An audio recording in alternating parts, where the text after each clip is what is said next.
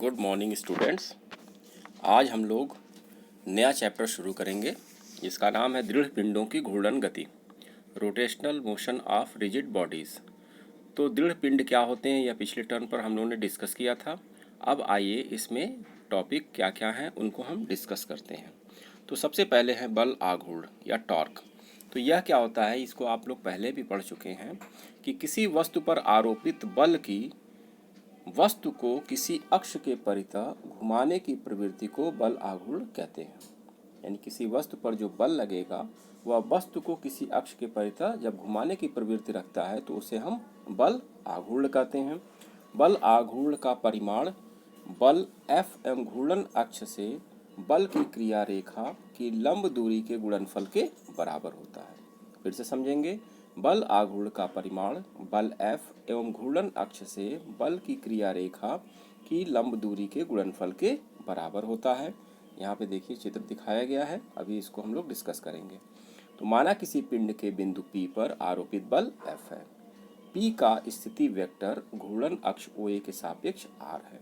तो यहाँ पे देखिए किसी पिंड के बिंदु P पर यहाँ पे देखिए बल आरोपित बल F है। यहाँ पे देखिए P पर F पर लगा हुआ है और यहाँ से इसका स्थिति वेक्टर R है। अब यहाँ पे अगर ये थीटा कोण हो तो इस तरह से इसका हम कंपोनेंट निकालेंगे R का, इसका लंबवत कंपोनेंट R साइन थीटा होगा। तो यहाँ पे आइए इसको देखें। घूर्णन अक्ष OZ के सापेक्ष R है तो बल आघूर्ण टाउ क्या होगा, RF साइन थीटा। ठीक है, तो यहाँ पे RF साइन थीटा क्यों हुआ कि R sine theta into F, यानी बल और उस बल की क्रिया रेखा से लंबवत दूरी, यह है R साइन थीटा। इसको आप ठीक से समझ लेंगे। यह थीटा है तो ये इसके सामने का एंगल भी थीटा होगा, यह R है तो यह R साइन थीटा होगा। तो O से इसके घूर्णन अक्ष से उस बिंदु से F की जो लंबवत दूरी होगी वह R साइन थीटा होगी। तो RF साइन थीटा को हम लिख सकते हैं कि यह बल आघूर्ण है। इसका वेक्टर रूप में हम लिखेंगे tau is equal to R cross F। और आप लोग जानते हैं कि वेक्टर जो प्रोडक्ट होगा A क्रॉस B वह इक्वल होता है AB साइन थीटा के, तो यहाँ पे R क्रॉस F होगा। अब यह एक सदिश राशि है तो इसकी दिशा भी होगी। तो इसकी दिशा क्या होगी, तो टाउ एक सदिश राशि है जिसकी दिशा घूर्णन अक्ष के समांतर दक्षिणावर्ती पेंच के नियमानुसार होती है। तो और बल आघूर्ण का मात्रक न्यूटन मीटर एवं बीमी सूत्र ml² T-2 होगा।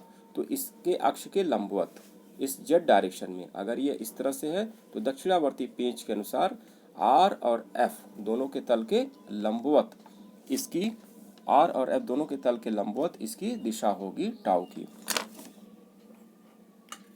दृढ़ पिंडों की घूर्णन गति। अब आइए अगला टॉपिक। जब कोई पिंड किसी अक्ष के परितः घूमता है तो उसकी गति को घूर्णन गति या कोणीय गति कहते हैं। पंखे की ब्लेड का घूमना, लट्टू का घूमना यह घूर्णी गति का उदाहरण है।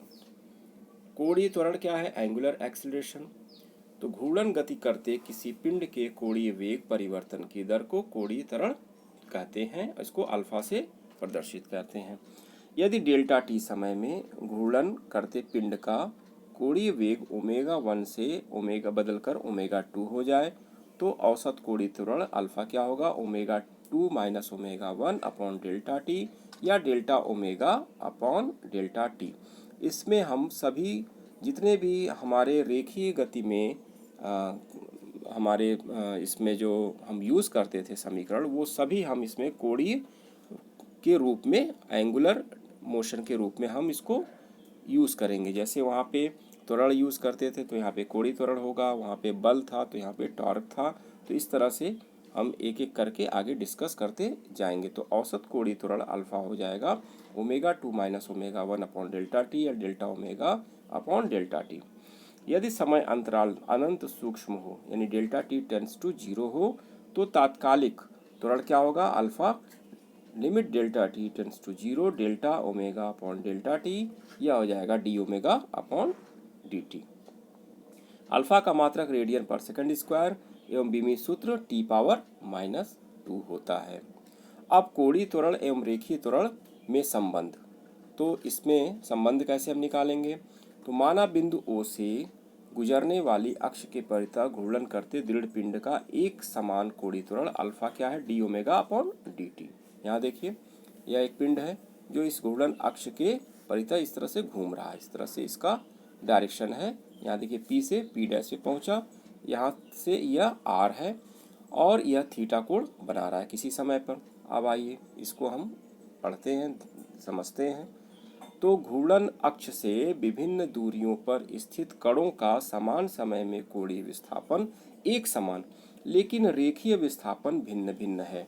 अर्थात कोणीय विस्थापन एक समान का मतलब कि सभी कण एक कोण बना रहे हैं, एक ही प्रकार का कोण बना रहे हैं, लेकिन जो इनकी दूरियां हैं, जैसे किसी का r होगा, किसी का r1 होगा, किसी का r2 होगा, इस तरह से इनकी दूरियां रेखीय अलग अलग हैं। तो रेखीय दूरियां अलग अलग होने के कारण रेखीय वेग भिन्न भिन्न है। यदि r दूरी वाले कण का रेखीय वेग v हो तो v बराबर r ओमेगा हो जाएगा या ओमेगा बराबर v बटा r, यह कोणीय वेग हो गया। अब समीकरण 1 से अल्फा बराबर क्या होगा, D omega by D T. समीकरण 1 देखिए यहाँ पे क्या है, अल्फा बराबर D omega upon D T, तो यह हो जाएगा D upon D T V upon R. तो 1 upon R D V upon D T हम इसको लिखेंगे, और D V upon D T होता है रेखीय त्वरण, तो यह हो जाएगा ए। तो यह इस तरह से हम लिखेंगे alpha is equal to A upon R या A is equal to R alpha. सदिश रूप में हम ए को लिखेंगे alpha cross R.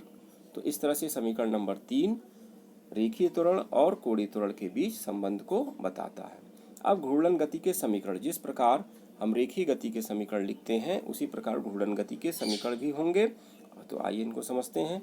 Equation of rotational motion, माना कोई पिंड कोणीय वेग ओमेगा 0 से घूर्णन प्रारंभ करता है तथा कोणीय त्वरण अल्फा के कारण टी समय में उसका कोणीय वेग बढ़कर ओमेगा हो जाता है। इस समय अंतराल में पिंड का कोणीय विस्थापन थीटा है। तो इन राशियों के बीच संबंध निम्न समीकरणों द्वारा व्यक्त किया जा सकता है, जिन्हें घूर्णन गति के समीकरण कहते हैं। तो पहला ओमेगा बराबर ओमेगा 0 प्लस अल्फा टी, दूसरा थीटा बराबर omega 0 T plus half alpha T square, तीसरा ओमेगा स्क्वायर बराबर omega 0 square plus 2 alpha theta. तो इस तरह से समीकरण ये वही है कि v बराबर u plus A T, s बराबर U T plus half A T square और v स्क्वायर बराबर यू स्क्वायर प्लस 2as। उसे कंपेयर करेंगे तो बिल्कुल उसी की तरह से होगा। यहाँ पे ओमेगा अंतिम कोणीय वेग है, ओमेगा 0 प्रारंभिक कोणीय वेग है, अल्फा इसका त्वरण है, ठीक है, थीटा यहाँ पे विस्थापन है, कोणीय विस्थापन। तो इस प्रकार से हम इस समीकरण को याद रख सकते हैं। अब जो सबसे महत्वपूर्ण इसमें जो टॉपिक है वह है जड़त्व आघूर्ण, मोमेंट ऑफ इनर्शिया। यह क्या होता है, किसी अक्ष के परितः घूर्णन करते पिंड में अपनी अवस्था परिवर्तन करने का विरोध करने की प्रवृत्ति होती है। उसके इस गुण को घूर्णन अक्ष के परितः उसका जड़त्व आघूर्ण आई कहते हैं। ठीक, तो पिंड के किसी कण का घूर्णन अक्ष के परितः जड़त्व आघूर्ण उस कण के द्रव्यमान एवं घूर्णन अक्ष से उसकी दूरी के वर्ग के गुणनफल के बराबर होता है। क्या होता है, फिर से समझेंगे कि पिंड के किसी कण का घूर्णन अक्ष के परितः जड़त्व आघूर्ण, इसको I से प्रदर्शित करेंगे, उस कण के द्रव्यमान m एवं घूर्णन अक्ष से उसकी दूरी r के वर्ग यानी r स्क्वायर के गुणनफल के बराबर होगा, यानी I is equal to M R square. इसको अभी हम लोग समझेंगे। तो पिंड के समस्त कणों के जड़त्व आघूर्णों का योग उस अक्ष के परितः पूरे पिंड का जड़त्व आघूर्ण होता है। यहाँ पे देखिए m1, m2, m3, m4 इस तरह से यह कण दिखाए गए हैं, जो जिनकी दूरियां क्या है r1, r2, r3, r4 इस प्रकार से हैं। तो अगर हम इन कणों का निकालेंगे तो क्या लिखेंगे, I बराबर m1 r1 square plus m2 r2 square plus m3 r3 square. इस तरह से इसमें जितने भी कण हैं सबका योग हम निकालेंगे जड़त्व आघूर्ण का, और यह सिग्मा mr स्क्वायर के बराबर होगा। तो यह पूरे पिंड का जड़त्व आघूर्ण प्रदर्शित करता है। जड़त्व आघूर्ण का मात्रक किग्रा मीटर स्क्वायर एवं बीमी सूत्र ml स्क्वायर होता है। अब इसमें इंपॉर्टेंट पॉइंट क्या है, किसी अक्ष के परितः पिंड का जड़त्व आघूर्ण उसके द्रव्यमान के साथ ही अक्ष के सापेक्ष पिंड में द्रव्यमान के वितरण पर निर्भर करता है। तो किस प्रकार उसका द्रव्यमान वितरण है उस पर वह जड़त्व आघूर्ण निर्भर करेगा। फिर एक और इसमें इम्पोर्टेंट पॉइंट है घूर्णन त्रिज्या। Radius of gyration. यह क्या होता है? तो घूर्णन अक्ष से जिस दूरी के वर्ग का पिंड के द्रव्यमान से गुणनफल उस अक्ष के परितः पिंड का जड़त्व आघूर्ण प्रदान करता है, उस दूरी को घूर्णन अक्ष के सापेक्ष पिंड की घूर्णन त्रिज्या कहते हैं। यदि किसी अक्ष के परितः m द्रव्यमान के पिंड का जड़त्व आघूर्ण I बराबर m² हो तो k घूर्णन त्रिज्या होगी, अतः k बराबर √I/m। तो यह घूर्णन त्रिज्या है। इसको हम लोग जैसे आगे आएगा न्यूमेरिकल और इसका एप्लीकेशन तो हम लोग इसका उपयोग करेंगे। अब जड़त्व आघूर्ण का भौतिक महत्व क्या है? तो रेखीय गति के संदर्भ में किसी पिंड का द्रव्यमान जितना ही अधिक होता है, उसकी गति की अवस्था में परिवर्तन के लिए उतने ही अधिक बल की आवश्यकता होती है। अर्थात रेखीय गति में पिंड का द्रव्यमान ही उसकी जड़त्व की माप है। इसी प्रकार किसी अक्ष के परितः पिंड का जड़त्व आघूर्ण जितना ही अधिक होता है, उस अक्ष के परितः पिंड की घूर्णन गति में परिवर्तन के लिए उतने अधिक बल आघूर्ण की आवश्यकता होती है। अर्थात घूर्णन गति में जड़त्व आघूर्ण ही जड़त्व की माप है। इस प्रकार रेखीय गति में जो महत्व द्रव्यमान का है, घूर्णन गति में वही महत्व जड़त्व आघूर्ण का होता है। अब इसके कुछ व्यवहारिक अनुप्रयोग हैं। गतिपालक चक्र, फ्लाईव्हील। तो फ्लाईव्हील क्या है? चूंकि इंजन के शाफ्ट को घुमाने वाला बल आघूर्ण घटता बढ़ता है, जिससे शाफ्ट का घूर्णन एक समान नहीं हो सकता, इसलिए शाफ्ट पर एक भारी पहिया लगा देते हैं, जिसे गतिपालक चक्र कहते हैं। आप लोग देखे होंगे कि जनरेटर के बीच में गोल सा पहिया घूमता है, तो उसको भी हम गतिपालक चक्र कह सकते हैं। तो गतिपालक चक्र का जड़त्व आघूर्ण अधिक होने के कारण शाफ्ट को घुमाने वाले बल आघूर्ण के घटने या बढ़ने से पर भी गतिपालक चक्र लगभग एक समान कोणीय चाल से घूमता है एवं शाफ्ट का घूर्णन एक समान बना रहता है। ठीक, खिलौना मोटर के नीचे भी एक छोटा गतिपालक चक्र होता है, जिसे रगड़ कर छोड़ देने पर उसके जड़त्व आघूर्ण के कारण मोटर कुछ देर तक चलती रहती है। आप लोग देखे होंगे, खिलौना पीछे खींच कर छोड़ देंगे, वो आगे चलती रहेगी। मोटरसाइकिल, तांगा, रिक्शा, साइकिल आदि में पहिए का जड़त्व आघूर्ण बढ़ाने के लिए ही अधिकांश द्रव्यमान पहिए के घेरे पर होता है तथा इसका संबंध घूर्णन अक्ष से स्पोक्सतानों यानी कि जो तीलियां हैं की सहायता से कर दिया जाता है। चौथा, साइकिल के पहियों के जड़त्व आघूर्ण के कारण ही पैडल चलाना बंद कर देने के बाद भी साइकिल के पहिए कुछ देर तक घूमते रहते हैं। यदि साइकिल के पहिए धातु की वृत्तीय चादर काट कर बनाए जाएं तो इसके कम जड़त्व आघूर्ण के कारण पैडल रोकते ही पहिए रुक जाएंगे एवं संतुलन बिगड़ने से साइकिल गिर जाएगी। तो इस प्रकार इसके कुछ अनुप्रयोग थे और इस दृढ़ पिंडों की घूर्णन गति में जो हम लोगों ने टॉपिक डिस्कस किए हैं, इनको आप कॉपी में नोट करेंगे और इसका एक बार अभ्यास करेंगे। नेक्स्ट टर्न पर हम लोग अगला टॉपिक डिस्कस करेंगे। तब आज के लिए इतना ही। धन्यवाद।